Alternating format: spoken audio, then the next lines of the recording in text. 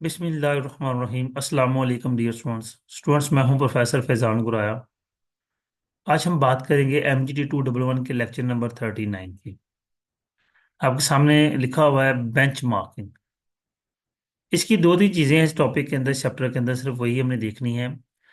Bench marking basically कहते हैं किसी को टू द पॉइंट फॉलो करना, यानी कि किसी को हम अपना आइडियल डिक्लेयर कर लेते हैं, ठीक है, फोकस कर लेते हैं कि ये हमारा आइडियल है, फिर हम उसको फॉलो करते हैं। तो ये तो हो गया इंडिविजुअल्स में, यानी कि मैं किसी को अपना आइडियल मान लेता हूँ। फर्ज करें मैंने अपने फादर को अपना आइडियल मान लिया, तो मैं फिर उनकी हर चीज को कॉपी करता हूँ। इसी तरह ऑर्गेनाइजेशंस के अंदर जो ऑर्गेनाइजेशन टॉप पे परफॉर्म कर रही है उसको कुछ छोटी ऑर्गेनाइजेशन, नीचे वाली ऑर्गेनाइजेशन जो है वो एज ए बेंचमार्क डिक्लेयर कर लेती है, और फिर उसकी एक्टिविटीज को, उसकी स्ट्रेटजीज को, उसके प्लानिंग्स को, उसकी वर्किंग्स को, उसके गोल्स को कॉपी करते हैं, ठीक है, यानी कि फॉलो करते हैं। अब इंटरनल बेंचमार्किंग दो तरह की होगी, कि इंटरनल है, एक एक्सटर्नल है। Internal use the firms own performance to evaluate progress.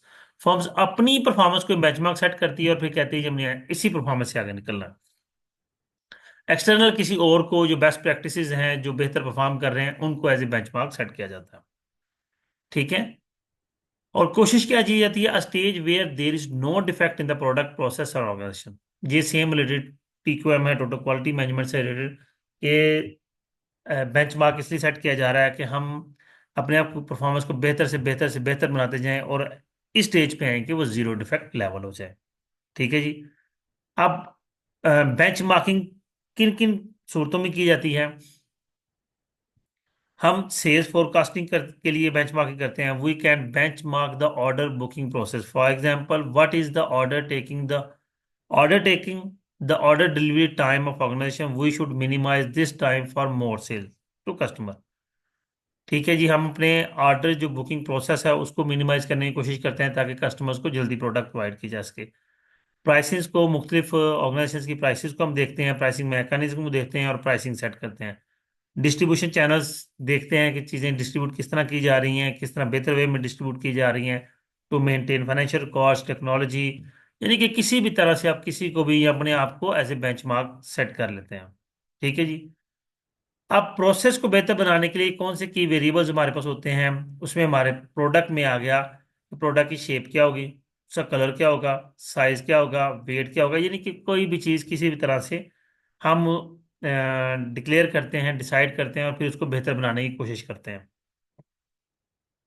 इससे आगे है ये, खैर, काम की चीज़ पे आते हैं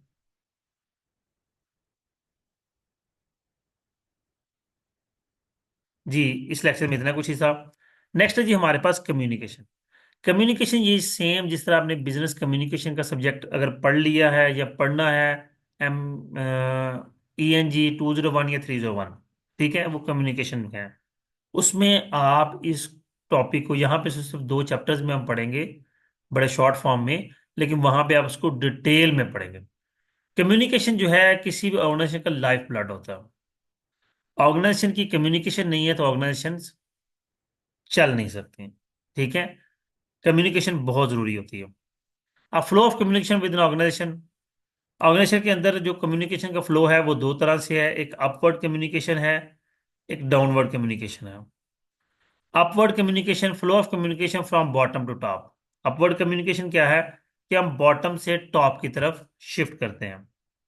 अब इसमें क्या है कि जो लोअर स्टाफ है, वर्कर्स हैं, उनसे टॉप मैनेजमेंट की तरफ जब कोई बात पहुंचाई जाती है तो this is called upward communication, नीचे से ऊपर। और डाउनवर्ड कम्युनिकेशन में टॉप मैनेजर से नीचे लेवल तक, लेबर्स तक, वर्कर्स तक जो बात पहुंचाई जाती है, लाजमी नहीं टॉप मैनेजर वर्कर के दरमियान ही होगा, किसी भी लेवल पे हो सकता है, लेकिन टॉप टू बॉटम और bottom to top, top to bottom downward communication, bottom to top upward communication. अब मैनेजर की हिरार्की की बात करें तो तीन तरह के होते हैं। ये मैनेजमेंट के टॉपिक में भी हम डिस्कस कर चुके हैं, मैनेजमेंट में आप पढ़ेंगे भी। टॉप मैनेजर जिसमें CEOs, managing director, general managers, board of directors, ये लोग आते हैं। इसके बाद मिडिल मैनेजर्स हैं, इसमें जो एक्चुअली मैनेजर्स होते हैं या कोई सीनियर मैनेजर है, इवन यहाँ डायरेक्टर लिखा हुआ है, लेकिन खैर डायरेक्टर टॉप मैनेजर्स में आते हैं, ये मिडिल मैनेजर में नहीं आते। ठीक है, ध्यान में रखिएगा। क्योंकि ये बोर्ड ऑफ डायरेक्टर्स जो है ना, ये डायरेक्टर इसी में है, तो ये यहाँ पे नहीं आएगा। मैं इसको रेड कर देता हूँ ताकि ये चीज माइंड में रहे।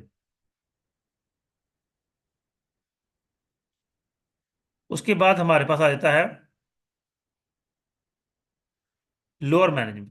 लोअर मैनेजर्स में जो लोग, जो वर्कर्स होते हैं बेसिकली, यानी कि सुपरवाइजर्स हैं, वो लोअर मैनेजर्स होते हैं। ऑफिसर्स या एग्जीक्यूटिव सुपरवाइजर्स वगैरह, ये लोग लोअर मैनेजर में आते हैं। फिर कम्युनिकेशन होती है ऑर्गेनाइजेशन के अंदर, उसको इंटरनल कम्युनिकेशन कहते हैं। और जो ऑर्गेनाइजेशन, कोई दो ऑर्गेनाइजेशन या किसी भी बाहर के किसी बंदे से जब कम्युनिकेशन की जाती है, तो this is called external communication. Internal communication within organisation, external communication outside the organisation. इसके बाद हमारे पास आ गया प्रोसेस ऑफ कम्युनिकेशन। कम्युनिकेशन के प्रोसेस में टोटल 5 स्टेप होते हैं। एक सेंडर होता है, वो बंदा जो कम्युनिकेट कर रहा है। रिसीवर, जिसके साथ कम्युनिकेट किया जा रहा है, जिसने, जिससे कम्युनिकेशन की जा रही है। ठीक है। उसके बाद मीडियम होता है हमारे पास, सेंडर। अच्छा, इसका पूरा प्रोसेस होता है सेंडर, एनकोडर, मीडियम, डिकोडर और रिसीवर। टोटल 5 स्टेप होते हैं। ठीक है, यहाँ पर उसने 2 ही बताए हैं। उसके बाद हमारे पास, हाँ नहीं, आ गया एनकोडिंग और decoding. Encoding, conversion of message into understandable form, sender to the encoder. जो सेंडर होता है वही इनकोडर होता है, और वो जब मैसेज सेंड करता है उसको एनकोडिंग कहते हैं। जो रिसीवर होता है वो डी कोडर होता है, वो मैसेज को डी कोड करता है और मैसेज को अंडरस्टैंड करता है। फिर आता है हमारे पास verbal versus non verbal communication. Verbal communication, written और oral communication, the basis of communication is the interaction between people. Verbal communication is one way for people to communicate face to face. Some of the key components of verbal communication are sound, words and language. यानी कि जब हम बोल के, जिस तरह मैं आपको अगर बता रहा हूँ, समझा रहा हूँ, तो ये वर्बल कम्युनिकेशन है। हाँ, अगर मैं वीडियो कॉल कॉल में होता तो मेरे जो बॉडी मूवमेंट्स थी, हाथों की मूवमेंट, मेरे चेहरे के एक्सप्रेशंस, वो सारा कुछ नॉन वर्बल कम्युनिकेशन में आना है। ठीक है। अक्सर औकात हम किसी बात पे गुस्सा आता है तो हमारे चेहरे का एक्सप्रेशन जो है, जो अपीयरेंस है, वो चेंज हो जाती है, और वो बता रही होती है कि हमें गुस्सा आया हुआ। तो this is called non verbal communication. अब नॉन वर्बल कम्युनिकेशन में और भी बहुत से, आपकी अपीयरेंस, आपने किस कलर की ड्रेसिंग की हुई है, यानी कलर या एनवायरनमेंट का कलर, रूम का कलर। ठीक है, साउंड वगैरह। जिस तरह मैं आपको लेक्चर पढ़ा रहा हूँ, तो अगर मेरी साउंड क्वालिटी ठीक नहीं है मेरी वीडियो की, तो ऑब्वियसली मेरी वीडियो आपको पसंद नहीं आएगी। ठीक है। फिर स्मेल है। अब देखें, 2 लोग खड़े होकर बात कर रहे हैं, गर्मी का मौसम है, शदीद गर्मी है, पसीना है, तो पसीने की जो स्मेल है वो दोनों को एक दूसरे से इरिटेट भी कर रही होती है। तो smell is also non verbal communication. फिर टच है। Touch is also source of non verbal communication. We can जज different object by touching them. Blind people जज डिफरेंट थिंग्स बाय टचिंग। और साइलेंस, खामोशी। अब देखिए, 2 लोग आपस में बैठे किसी बात पे बहस कर रहे हैं, और उनमें से कोई एक तीसरा, एक और पास बैठा हुआ, उसके बारे में कहता है कि यार इससे पूछ लो, बेशक ये बात ऐसे ही है। अब वो सुन रहा है, उसको पता है कि इसने इसको नॉमिनेट भी किया है, और वो खामोश रहता है। तो जो दूसरा बंदा है वो यही समझेगा कि ये तीसरा एग्री कर रहा है कि वाकई ऐसे ही है। ठीक है, अगर ऐसे ना होता तो ये रिस्पॉन्ड करता, ये इनकार करता। फिर body language. Body language is also non verbal communication, for example gesture, posture etcetera, biting the nail, sitting the edge of chair, showing discomfort. यानी कि आप बैठे नाखून चबा रहे हैं, तो ये आपके एक परेशान होने की निशानी होती है। जहाँ आप चेयर पे बार बार हिल रहे हैं, किसी कॉर्नर में होकर बैठे हुए हैं, साइड पे होकर बैठे हुए हैं, अनकंफर्टेबल वे आपका शो हो रहा होता है। तो ये एक बॉडी लैंग्वेज। उसके बाद हमारे पास नॉन वर्बल कम्युनिकेशन में फर्दर हमारे पास आ जाता है, सॉरी, अब चैनल्स ऑफ कम्युनिकेशन की बात करेंगे। कम्युनिकेशन चैनल्स में हमारे पास हैं letter, telephone, fax, a person who carries the message to other person. यानी कि जिसे वो, आप यही समझ लें कि जो पोस्टमैन होता है। फिर बात करेंगे हम फ्लो ऑफ कम्युनिकेशन की। मैंने पहले बताया था sender, message, communication channel, receiver, ये टोटल 5 चीजें हमारे पास होती हैं। सेंडर जो मैसेज भेज रहा है, कौन सा मैसेज भेज रहा है, किस कम्युनिकेशन चैनल से क्या कम्युनिकेट कर रहा है वो, किस चैनल थ्रू कर रहा है, और रिसीवर कौन है। ये 5 टोटल मैसेज होते हैं, 5 स्टेप्स होते हैं। एक पूरे फ्लो ऑफ कम्युनिकेशन के अंदर। फिर हमारे पास आ गई चीज लेटर और memorandum. Letter is the written of communication outside the organisation. हम जो कोई भी कम्युनिकेशन, कोई चीज लिख कर भेजते हैं किसी भी दूसरी ऑर्गेनाइजेशन को, तो वो एक लेटर कहलाता है। इवन दो आप अगर इंटर्नशिप करते हैं तो जो आपको इंटर्नशिप के करने के बाद सर्टिफिकेट दिया जाएगा उसे इंटर्नशिप लेटर कहते हैं। या आप कहीं पे जॉब करते हैं और जॉब वहीं वहां से छोड़ते हैं और वहां पे आपको कोई एक्सपीरियंस सर्टिफिकेट दिया जाता है तो उसे एक्सपीरियंस लेटर कहते हैं। क्यों लेटर इसलिए कहते हैं क्योंकि ये आउटसाइड द ऑर्गेनाइजेशन है।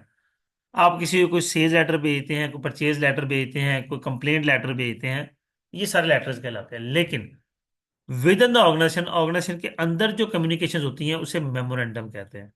Letter is written for communication outside the organisation, memorandum is written the communication inside the organisation. ये इनफॉर्मल वे में होता है, इसी को फॉर्मल कोई प्रॉपर पैटर्न या कोई रूल्स वगैरह नहीं होते। अब लेटर्स की हम बात कर रहे हैं तो लेटर्स की कई टाइप्स होंगी, कुछ मैंने बोली भी हैं। जिसमें सबसे पहला inquiry letter. In this type organisation collect the information for example purchasing of furniture. तो हम जो इंक्वायरी इकट्ठी करते हैं कि जी उसकी प्राइस क्या होगी, उसका रॉ मटेरियल कैसा है, ट्रांसपोर्टेशन कॉस्ट क्या होगी, व्हाट्सएवर। फिर दूसरा है रिप्लाई ऑफ इंक्वायरी लेटर है, कि जो उसका रिप्लाई आएगा। फिर ऑर्डर लेटर है, कि जब कोई चीज़ मंगवानी हो तो उसके लिए परचेज के लिए जो ऑर्डर जारी किया जाता है, यानी कि जो लेटर जारी किया जाएगा उसे ऑर्डर लेटर कहा जाएगा। फिर कंप्लेन लेटर है, कि कोई कंप्लेन करनी है, शिकायत करनी है, कोई चीज़ मंगवाई थी वो ठीक नहीं आई तो उसकी कंप्लेन करनी है तो कंप्लेन लेटर होगा। Adjustment letter. In this type of letter that organisation send the letter of adjustment of accounts. For example organisation have purchase the furniture ABC company and payment has done, but the quality of some which is not good, then organization send the letter to ABC company for adjustment of dues and payment. यानी company ने furniture खरीदा, payment कर दी, लेकिन furniture up to the quality नहीं था, तो वो लेटर भेजते हैं कि जनाब इसकी एडजस्टमेंट करें, ये जो प्राइस आपने चार्ज किया है ये फर्नीचर वो प्राइस का नहीं है, तो जो बाकी पैसे हमारे वो वापस कर दें। सॉरी। नेक्स्ट हमारे पास आ जाता है information system. Information system gather the information, range of information into form that can be used for decision making। बल्कि मेरा ख्याल है अगला इंफॉर्मेशन सिस्टम है ना। नहीं, हम इसको यहीं पे स्टॉप करते हैं इस लेक्चर। और यहाँ से ऑनवर्ड जो है हम इंशाल्लाह यहीं से ऑनवर्ड अगले लेक्चर को स्टार्ट करेंगे। जी स्टूडेंट्स, उम्मीद करता हूँ ये लेक्चर आपके लिए अंडरस्टैंडिंग होगा। अपना ख्याल रखिएगा। आप वीडियो जाने से पहले वीडियो को लाइक करना, कमेंट करना, शेयर करना हरगिज़ ना भूलिएगा। अल्लाह हाफिज़।